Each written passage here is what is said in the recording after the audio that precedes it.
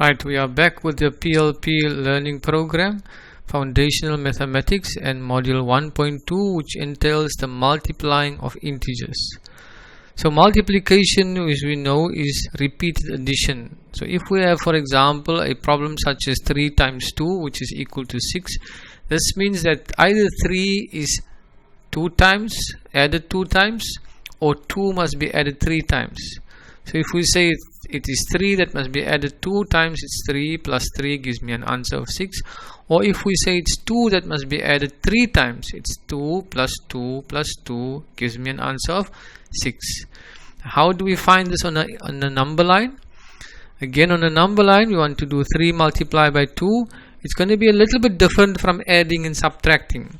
When we added, we started with the number that the problem gave us, and then we moved in the direction a certain number of times.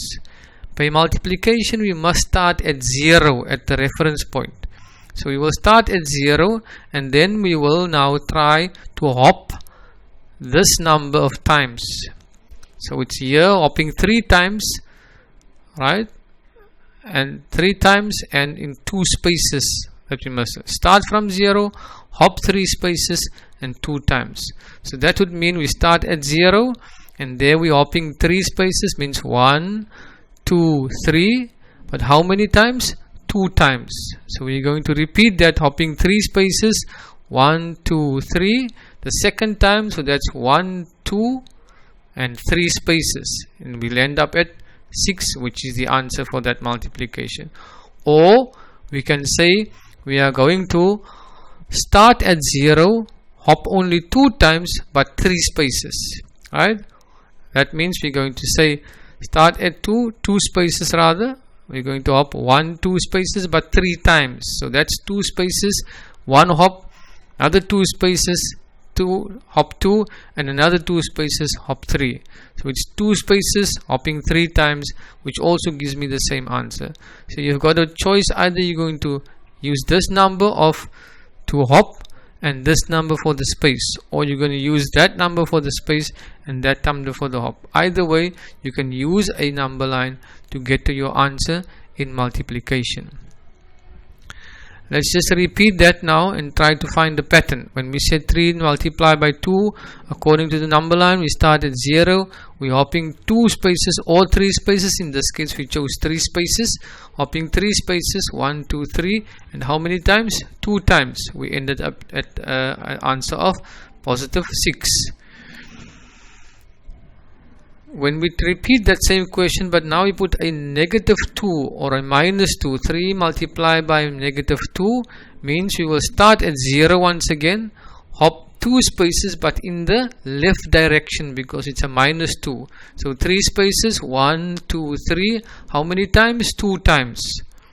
If we do that, we end up with a number of minus 6. So that would be my answer for this problem. 3 multiplied by negative 2 is equal to negative 6.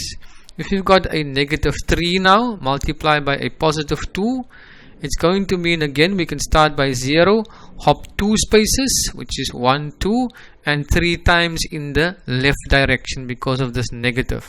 Of course, that one means a positive, so it's going to be 3 times to the left. We end up at minus 6, which is the answer over there. And if we started, we said that if there's no sign, it means it's a positive sign, and my answer for that was minus 6. Now this gives us another set of rules that we must apply when multiplying integers. In our first example, we said that the positive 3 times the positive 2 gives me an answer of a positive 6. So a positive multiplied by a positive will always give you an answer of a positive. That's the first rule. So memorize that. In my second example, I have a positive 3 multiplied by a negative 2, and my answer was a negative 6. So this is the rule you must remember. Positive multiplied by negative is always negative. In my third example, I have a negative 3 that multiplies with a positive 2, referring to this positive 2, and my answer was, as you can see, a negative 6. So it's a negative. these rules, a negative times a positive is always going to be a negative. There is no example for the last one, but the last rule we can now prove automatically from the first three rules. If you look at the pattern here, we had positive, positive, our answer is positive. We have positive times negative, our answer is negative. And we just reverse that from negative to positive, and our answer is negative. So what do you think must be the next set? It must be there's no negative times negative, right? So that would be the next rule. What would be a negative times a negative? And we can see our answers. There's a positive, there's a negative, there's a negative. This answer must be a positive. Then it's equally shade all signs. There will be 2 positives and 2 negatives. So this last one, for a negative times a negative is always going to be a positive, is a proof that that must be the only rule that will follow.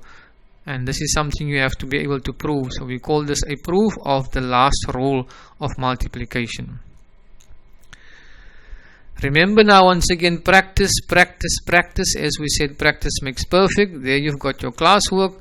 Do those 14 and try to use the number line. Once again, let me remind you, do not use a calculator.